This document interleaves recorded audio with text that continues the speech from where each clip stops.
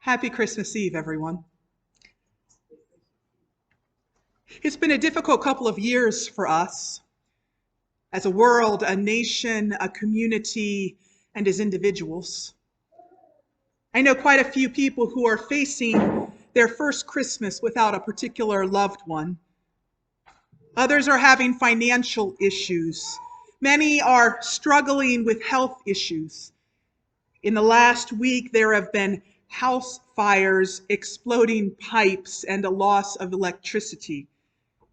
Christmas celebrations have been canceled. People can't get to church, and any time outside in this bitter cold is dangerous. I'll be honest in saying that I am less than ready for Christmas this year, perhaps less ready than I have ever been. I don't have one light up, not one wreath hung. Presents are bought, mostly, but not wrapped. Only one Christmas card has been sent. There were no cookies baked, no Christmas parties attended.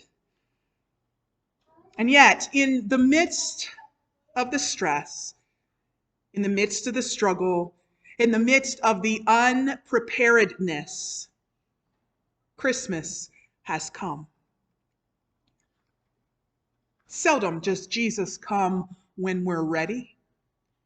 No, Jesus comes in signs and wonders every single day in millions of minute ways, and we're only occasionally aware of him.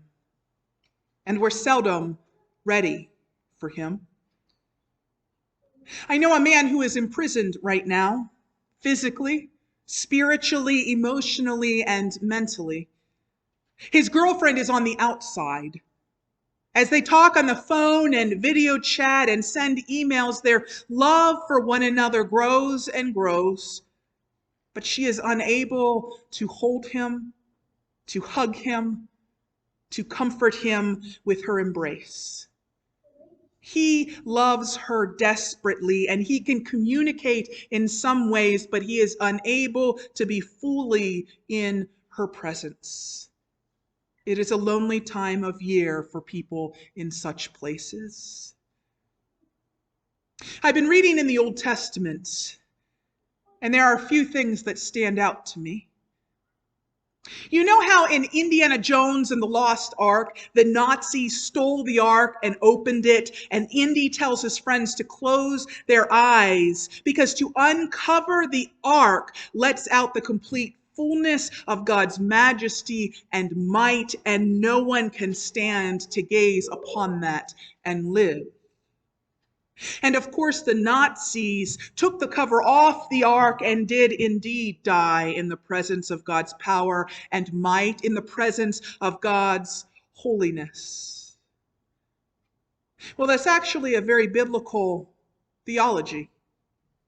God was, in one sense, everywhere, but God's power and majesty were especially present in the Ark of the Covenant. God lived in a box, and that box was kept hidden away behind a curtain in the temple because the people were not holy enough to be in its presence, in God's presence. Not only could the people not lift the lid off of the ark or they would die, but they could not even touch it. In fact, as the people and oxen were carrying the ark, one of the oxen stumbled. A man named Uzzah reached out to keep the ark from falling, and simply in touching the ark, he died.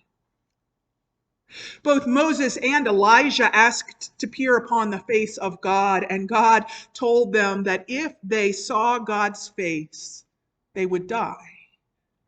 God was always present. God was always loving, but to see the fullness of God was impossible because no human was holy enough to face God's fullness. So what happened? The Bible tells us that after the prophet Malachi, God was silent for 400 years.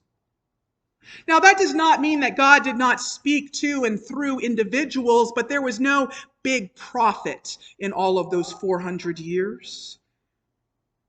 And then the most unthinkable thing happened. Remember, God in God's fullness could not be seen, could not be touched by humans. Humans were in the prison of sinfulness left by the fall of the human race through Adam and Eve. God could not touch them, but God wanted to, desperately.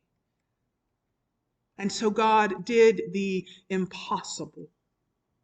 God took on flesh and came to earth in the form of a vulnerable baby boy. In Jesus, God's fullness dwelt.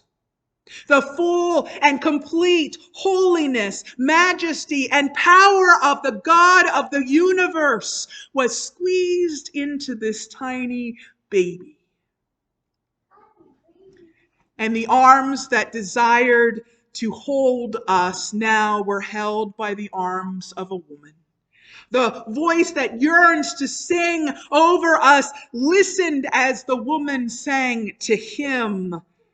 The one who longs to touch and nourish us was nourished at the breast of a human mother.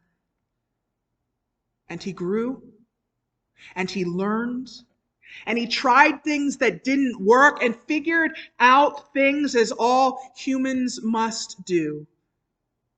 And he came into his own, learning who and what he was. And God, in this human skin, could be touched. In fact, even touching the fringe of his robe brought healing.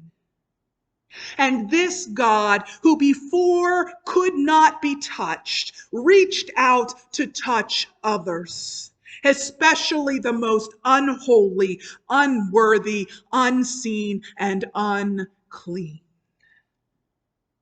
And then, the God who was beyond human suffering took on our suffering. The God who was beyond sin took on our sin. The God who was beyond death took on our death. And in that moment, as Jesus hung on the cross, God was indeed one with the suffering of all humanity for all times, past, present, and future.